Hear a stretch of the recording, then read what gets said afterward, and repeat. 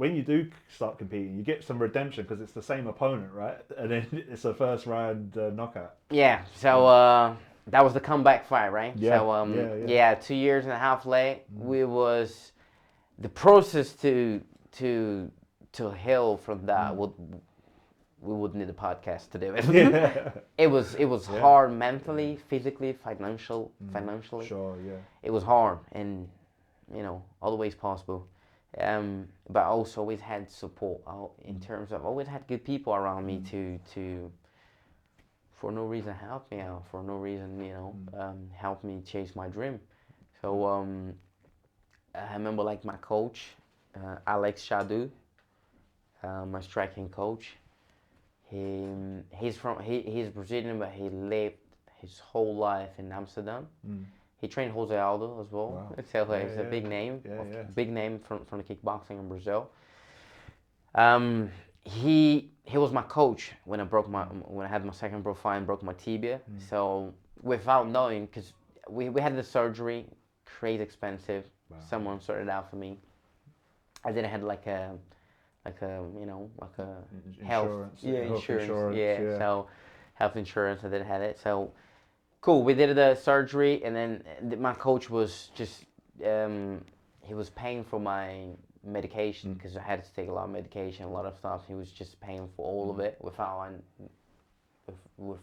I didn't even know. He was just giving money to my mom, so helping me out, and then I was able to make it back to the gym without kicking, just hitting the bag, staying there like 8 months late.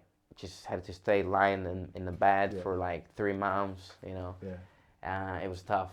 But then it was literally like redemption feeling, I feel like okay, if I get back from this, nothing can stop me. Yeah. Nothing can break me no more, So I just put a lot of dedication into it. I was living with my parents, so my parents just said to me, just do what you gotta do to get back in there. So I had support, a lot of support from them. 2 years and a half late, I felt like it was good to compete again, and my coach came, oh, Alex, he came to me like, oh, by the way, we're gonna fight, right? Yeah, we're gonna fight. Okay, we'll book you a fight. But by the way, we're gonna fight the same guy who just broke a leg. I was like, why? It's like, yeah, cool, but why? Why we have to fight him? Because, I was still emotional. Yeah. Had emotional damage from that night, it was like, because we need to put a stamp on that, and then move forward, and I was like, okay, let's do it. So knock him out first round. By this process of breaking my leg, that was when I developed my southpaw side, and now I can fire both stands, and I become unorthodox. Yeah. So it was a crazy tough process, which I don't wish to any athlete, but I knew if I went through that, I would learn a lot of stuff. I would be unbreakable again. Literally. So I would be unbeatable. I was like, you're gonna show God you want to do it, really. So that's what I did, And then since then, still doing it. So it was not the end. And so obviously you still you compete. I think in another 2 times in Brazil, Shoot Over Brazil and other promotions. What was it like competing on that show too? Because that's even in the UK we know that Shoot Over Brazil is the biggest. Jungle Fights. 2 biggest. It was as you say, that's the Shoto was. It's like you making it to the top in Brazil. You get into the big leagues over there. So it was a good experience. It was close to my hometown. It was in the capital, Brasilia. And if I'm not wrong, I faced a guy. Oh, I think that's the third or the fourth. I think that might be the fourth. Yeah, okay, so the third one was in Goiânia, by the way, again. Oh, okay. Yeah, So the third one was in Goiânia. Against, it was also in a big league to the Brazil scene. And then I fought a guy really good. He was from he was from Goiânia, but he used to train Extreme Gym. It was German Brazil, one of the biggest in Rio de Janeiro. So Anderson Silva used to go there to do trainings and stuff like that. Okay. So I was already fine. You know, someone like it's same position as before someone like Lewis McGreely, Jake Shore. You know, like so it's like I've been in this position many times. People don't get it. It's like I'm used to that. I like to be there on that position. You know, so perform better. Yeah. So it was a lot of noise around that guy, media, and then we fought in Goiânia again, and then that was a rematch as well from our amateur career. Oh, okay. So you Leonardo met before, Ivo. yeah. He bit me. Yeah, he was the guy who made my first fight. I remember, and then I lost. Yeah. Okay. So amateur career. Yeah. It was him. So, but then I beat him on pro. Yeah. So he was doing really good. He had a great record. Don't really know, but he had much more experience than me. Yeah. He was competing regularly. So and then I beat him. Beat him. I think first round as well. 1.5 from first. Kicked him to the body. Dropped him. Ground and pound him. Just over. And then boom. It put me on Shoto next. Yeah. So that was a good fight for me. No, it does sound like it. Yeah. So like after you compete in Shuto, is this when you decide to come to the UK? Was it when you came to the UK? Is it to train or is it just like it was to train? Yeah. I mean, I went to fight that guy. He was like 11-1 back then. His name is Herbert. Yeah. India. Yeah. He was 11-1, I guess, when we fought. Big challenge. He had, if I'm not wrong, all the wins from all the 11 finish. Yeah. He had eight on the first round. He just went second 3 times, something like that. Never went to the third. Great fighter, right? And then I took the fight in 3 weeks' notice. I remember back then I was not really training like I should, like a professional. Being a professional is not competing as a professional. It's, you know, being an athlete is you training, eating well, training 3 times a day. I didn't. It was not my reality. Yeah. Right back then. But it was my dream. I was like, okay, that's a good opportunity. I gotta beat this guy, and then something will come. But then we went to compete. We went to fight, and then he was a great grappler, like very good takedowns, very good jiu-jitsu. He was a black belt. So the whole fight was similar to Michel Martignoni fight on Cage Wars. Was like I was just beating him on striking, start to mix him before him as well. But then at some point I got fatigued on the grappling exchange, and he just holding me down, you know. And then every time it was standing, I would be rolling him, I would be, hurting him, but then it would get caught in a position and then staying there, being held. So I lost that fight on the ground, because the lack of wrestling. So I had, where I come from, I always had like a great striking and great jiu-jitsu as well, but I never had the connection between the wrestling, and mainly the grappling IQ, how a grapple thinks, how would they mix the things, when they mix, why they mix. So I lost this fight, and then I remember I was really like, I gotta make something different, I'm becoming like really good on striking, but I got a lack on my takedowns defense, I got a lack of wrestling, I need to change it. On my hometown, we never had we don't have unless you're coming from big towns in Brazil, then you're gonna have wrestling, good wrestling to train, to practice, wrestling clubs or wrestling coach. But it was not that for me on my hometown or where I lived.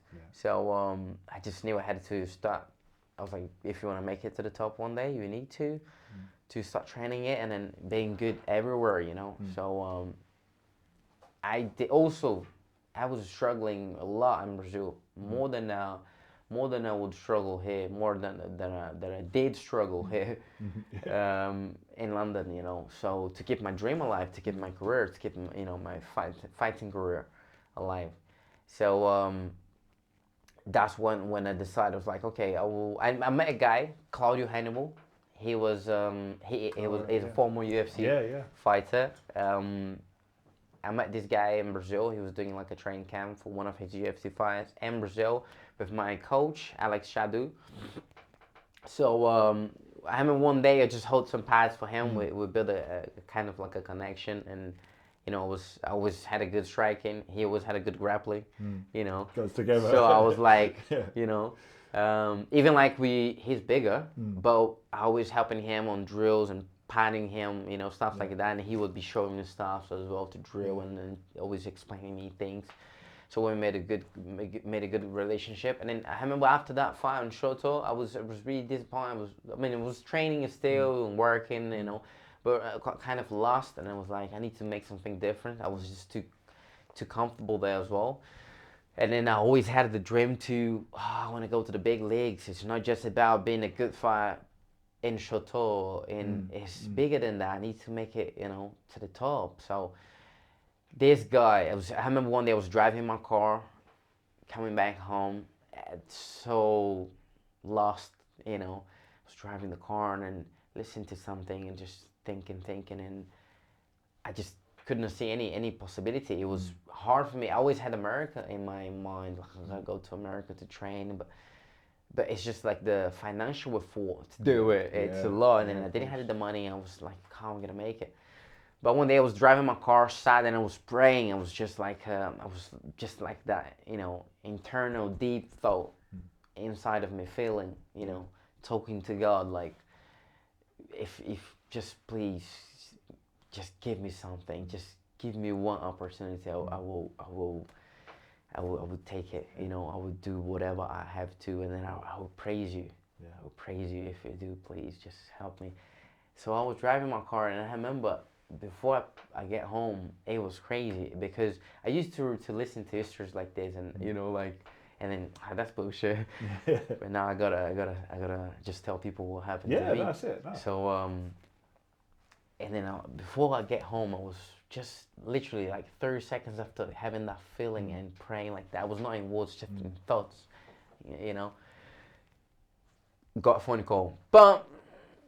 Picked my phone. It was Claudio. And then I was like, because we had a connection, but it was like we always used to talk more on Instagram. You know, you follow the guys, and then he's following you back. You know, it was not like he never called me before. Yeah, you got the call. Like, what's going on? Like, yeah, and then I was like, all right, cool, boom.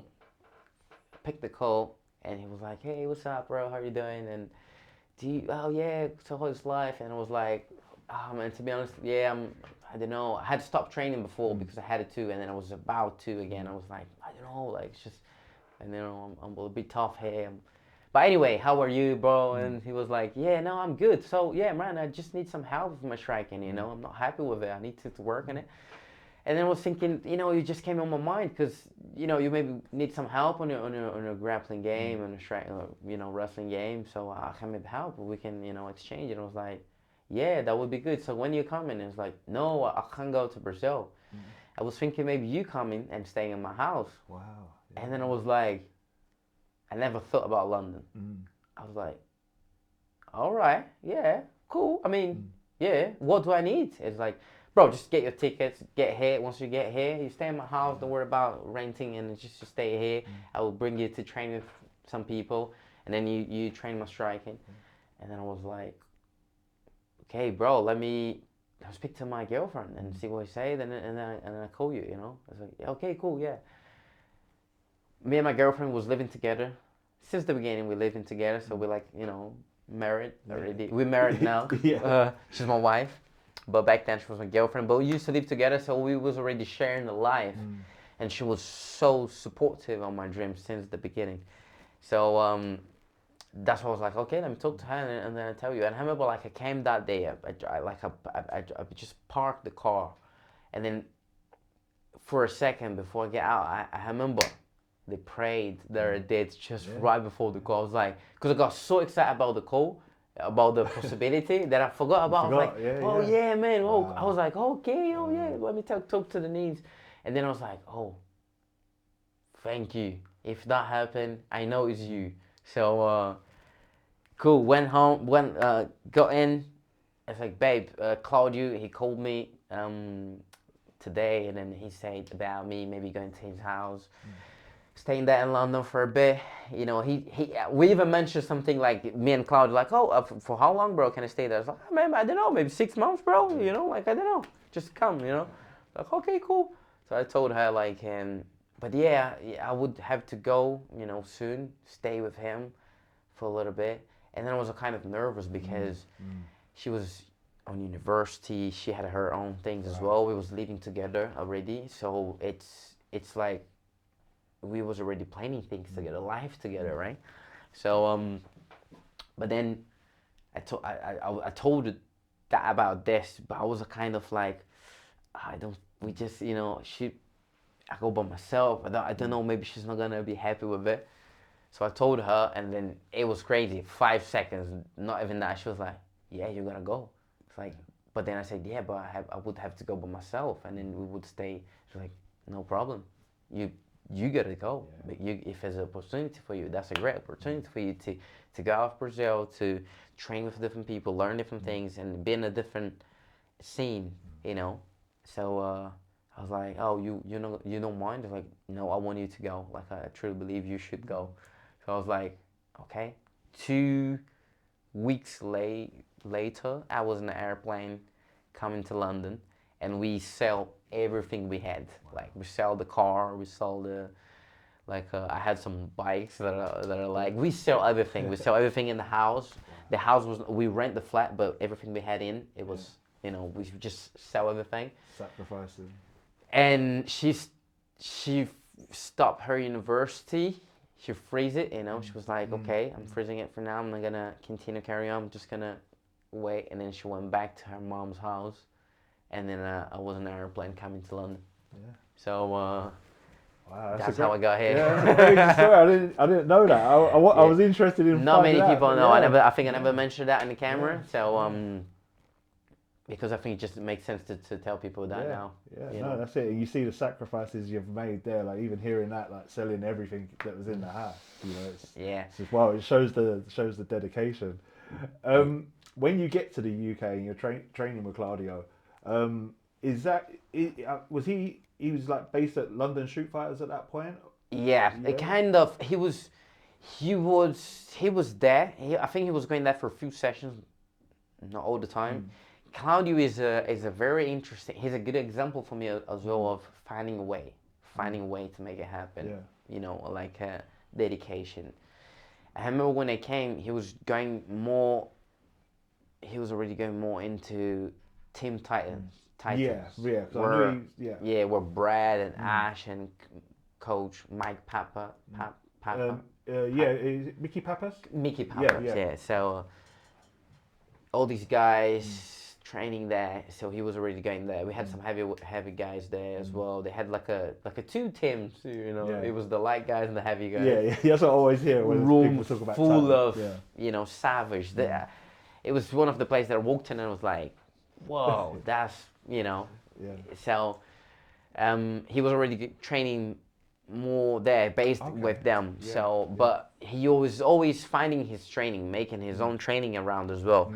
Always finding people to wrestle with, to train jiu-jitsu with, you know, like. And then when I came, I say to him, because I have a kickboxing background, and training with Alex Shadu gave me like a lot of understanding about the kickboxing, the Dutch style thing, the science about striking, not just to train, but even to coach people. My coach Alex, he teach me how to hold pads. He would come to me. Let's say we would train in the morning, and he would say, "Oh, 5 a.m. let's train again." I was like, "Yeah, let's do it." It's like, okay, but you holding pads for me today as well, like, you know. And then I had to learn the science behind the pads as well, how to explain people techniques and stuff like that. You can be a great athlete and not be able to do it, and also you can not even an athlete and be really good in doing that. The science behind it, you know, teaching people striking skills. So when I came, I was helping Claudio mainly with this, progress his kickboxing style. We were holding pads, drills, and stuff like that. and he was just teaching me helping with my grappling, my wrestling. And the main thing he did for me as well, he linked me up with the right people. He put me on, he brought me into Team Thailand where I met Brad, Nathaniel Wood, Mike Akande. Not because I said the name, I gotta say that all. Nick, all these guys, you know, like amazing people to train with. Coach Ash Grimshaw. Yeah.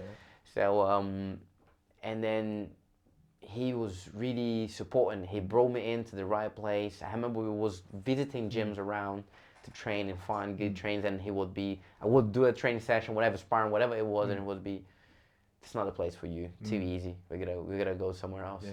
And then until the day he brought me into Thailand. Yeah. So linking me up, you know, with really good people. I was helping him with his striking. He's a very good friend and a really important person. On my coming to London, you know, like it was, I would say he was the answer for my prayer. Yeah. He was the answer for my prayer. Like actually, right after that phone call, yeah. Right after, so.